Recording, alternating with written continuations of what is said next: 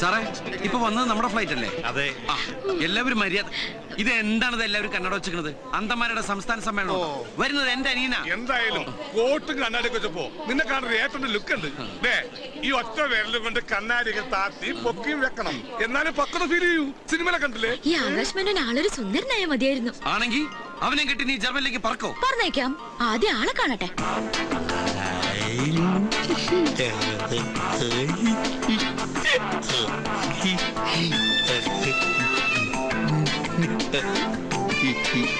Come this way. Oh, so you've come to your homeland. Oh, come, baby. Be careful,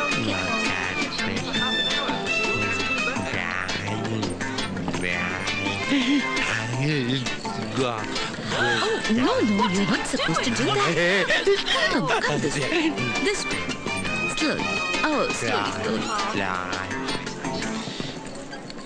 ഒരു special ഇറക്കുമതി ഉണ്ടാ പെണ്ണിന്റെ ഇപ്പുറത്ത് ഇതുപോലത്തെ സാധനക്കാരൻ എന്റെ അനിയനായ ലൈഫ് തീർന്നു. അതിനെയും കൊണ്ട് നടക്കണ ആ ഭാര്യയുടെ ഗതികേട്.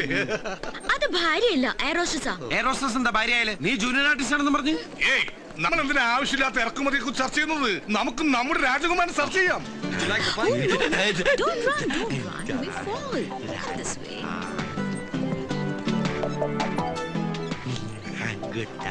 Hello. Yeah. I am from Global India Travels. Okay, are you Mr. Subair? Yeah. Right, this is Mr. Akash Menon and this is his travel documents. എടാ ബാഗ് എടുക്കുന്നവനെ നോക്കി എന്റെ ഒരു ചായ തോന്നില്ലടാ അവന്. എന്റെ അതേ കണ്ണു മൂക്കും അവൻ തന്നെ ആയിരിക്കുമല്ലോ എന്റെ അനിയൻ ആകാശ് മേനോൻ. തീർച്ചയായും. ആകാശ് ചേട്ടൻ അവനോടെ പറയണ്ട, അവൻ വന്ന ഫ്ലൈറ്റ് തന്നെ തിരിച്ചു പോകും. ആകാശ്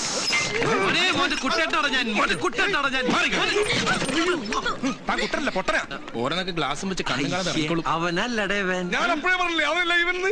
നീയല്ലേ ഉറപ്പിച്ചു പറഞ്ഞു അവനാണ് ഇവനെന്ന്. എപ്പാ നിന്റെ ഓരോരോ ജൽപ്പനങ്ങളെ പട്ടി. പന്നി ബൊക്കെ മാലയൊക്കെ കീറിക്കളഞ്ഞ്. Okay, baby. Have a great day. Come on. Okay. Okay. Mr. Anandakuttan. ഓ, ഇതാ നിങ്ങളുടെ അനിയൻ ആകാശ് മേനോൻ.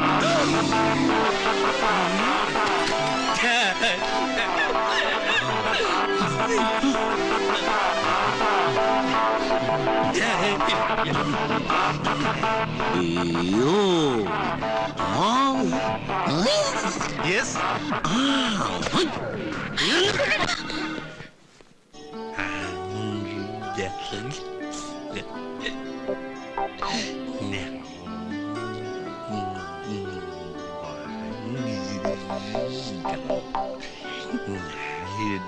വിട് കുട്ടാ, ഈ കുട്ടി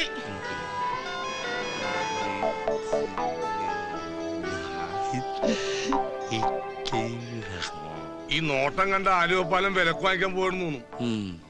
എന്തായാലും ഒരു കാര്യം ഉറപ്പായി, ആകാശ് മേനോൻ എന്നുള്ള പേര് ഇവൻ വളർന്നതിന് ശേഷമായിരിക്കും അമ്മ ഇട്ടത്. അതെന്താ? ഫുൾ ടൈം ആകാശം നോക്കിയിരിക്കണ കണ്ടില്ലേ? ഈ ബുദ്ധിയും വെച്ച് ഭൂമിയിലേക്ക് നോക്കിയിരുന്നിട്ട് ഒരു കാര്യം മനസ്സിലായിട്ടാവും ആകാശത്തിലേക്ക് നോക്കിയിരിക്കണത്. എനിക്കിതിനെ കണ്ടിട്ട് ഒരു പാവമായിട്ടാ തോന്നുന്നത്. പാവോ? പണക്കാരെന്ന് പറയടി. ആ ധൈര്യത്തിലാ മുന്നോട്ടുള്ള ഈ കുതിപ്പ്.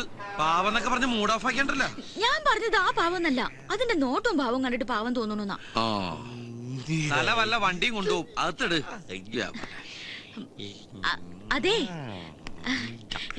ഇയാൾക്ക് ഞങ്ങളെയൊക്കെ ഒന്ന് പരിചയപ്പെടണ്ടേ? ഞാൻ നിമ്മി. മമ്മിയല്ല, നിമ്മി.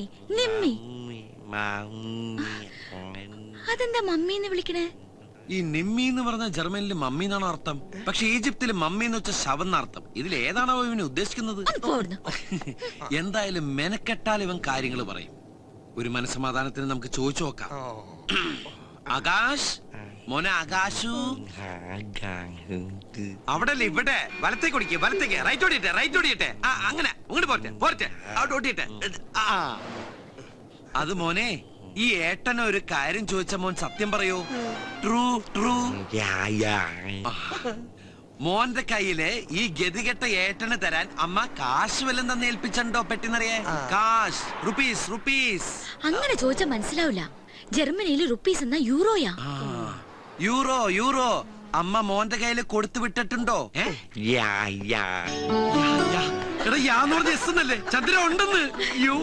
ഇനി ഞാൻ ചോദിക്കട്ടെ, വേണ്ട വേണ്ട, നീ എങ്ങാനും ചോദിച്ചിട്ട് ഇല്ലാന്ന് പറഞ്ഞ അതോടെ തീർന്നു എല്ലാം.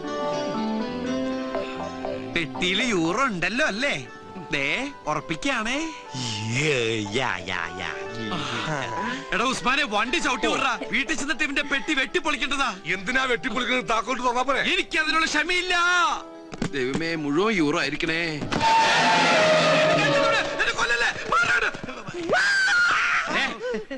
ഇത്രയും പ്രായമായില്ല, ഒരു പാവനെ കണ്ടിട്ടാണ് പേടിക്കുന്നത്.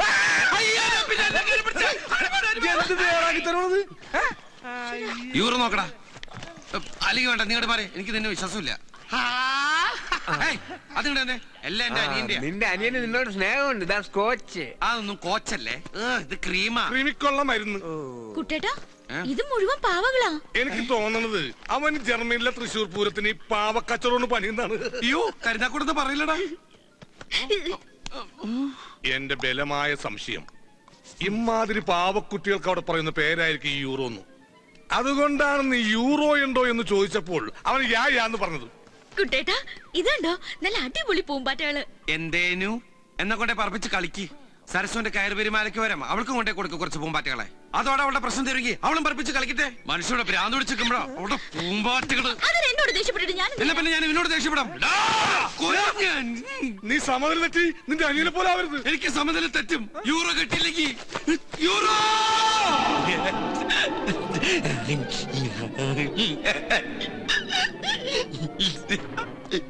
ഇവൻ എന്നെ കൊണ്ട് പോകുള്ളെന്ന് തോന്നണേ.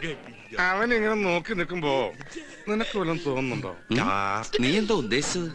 ഐ മീൻ, പൂച്ച മത്തിത്തല കടിച്ചു പിടിച്ച് കൊടണ പോലത്തെ ആ സുന്ദരമായ ചിരി എന്തൊരു ഐശ്വര്യദായകമാണ്. നോക്കണ കുട്ടാ, കങ്കാരുവിനെ പോലെ വയറിലൊരു ബാഗ് ഫിറ്റ് ചെയ്ത്. കുട്ടാ, കിട്ടി, യൂറോ കിട്ടി. എവിടെ? നോക്കുമോനെ, ഈ കഥ കൊണ്ടുപോണത് ആ കങ്കാരു ബാഗാ. Euro euro. ഇങ്ങനെ ഒരുത്തനെ ബുദ്ധിയുള്ളവർ പറഞ്ഞു വിടുമ്പോൾ യൂറോ പെട്ടിയിലാക്കി കെട്ടുകളിലാക്കി കൊടുത്തു വിടില്ല. ഒന്നുകിൽ 1000 യൂറോകളാക്കി, അതാവില്ല, ഒരു ഡ്രാഫ്റ്റ് എടുത്ത് ആ ബാഗിൽ വെച്ച് കൊടുത്തു വിട്ട് കാണും.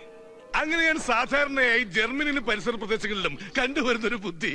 അല്ല, ബാഗ് അവന്റെ കയ്യിലല്ലേ, അവൻ തരൂ? നിന്റെ ഈ ആക്രാന്തത്തിന് തല്ലിപ്പൊളി ഇന്ത്യൻ ഭാഷ ചോദിച്ചാൽ തരില്ല. That's Germans. എന്റെ സ്നേഹത്തിന്റെ ജർമ്മൻ ഭാഷയിൽ ചോദിച്ചാ അവൻ തരും. അത് തരാൻ പറ്റില്ല. അതുകൊണ്ട് നീ ആദ്യം TV ഓഫ് എന്നാലേ അവൻ ഓഫ് ആകൂ. ഡയലോഗ് കേട്ട് കഥ പോയി TV ഓഫ് ചെയ്തു.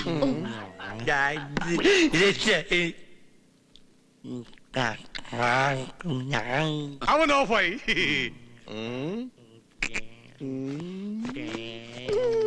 ആകാശമേനോ മോനെ, അച്ഛന്റെ ചന്ദ്രേട്ടന്റെ ചക്കര കുട്ടാ. ചന്ദ്രേട്ടൻ മോനെ കങ്കാരെന്ന് വിളിച്ച മലയാളത്തിലല്ലേ? അത് മോന് മനസ്സിലായില്ലല്ല. മോൻ കങ്കാരുമല്ല, മോൻ പച്ചക്കുതിരിയാ. ജർമ്മനിന്ന് പറന്നു വന്ന ഐശ്വര്യത്തിന്റെ പ്രതീകമായ പച്ചക്കുതിര. ഇത്രയും ദൂരം പറന്നു വന്നതല്ലേ, മോനൊന്ന് ഫ്ലഷ് ആവണ്ടേ? ബാഗ് നോക്കടാ. ആക്രമണം കാണിക്കല്ലേ മോനെ? എണീറ്റ്. എനിക്കട് ചക്കരേ, നമുക്ക് ബാത്റൂമിൽ പോവാ. അതിനു മുമ്പ് ഈ ഡ്രസ്സും ബാഗൊന്നും മാറ്റി. അല്ലെങ്കിൽ വേണ്ട, ഡ്രസ്സും മോനിരിക്കോ, ബാഗ് ചന്ദ്രേട്ടനൂരാ.